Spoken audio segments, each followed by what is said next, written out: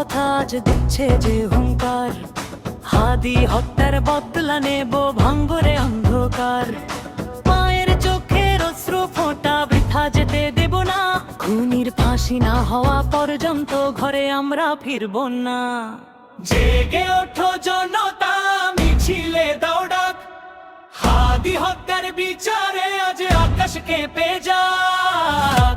বিচার চাই।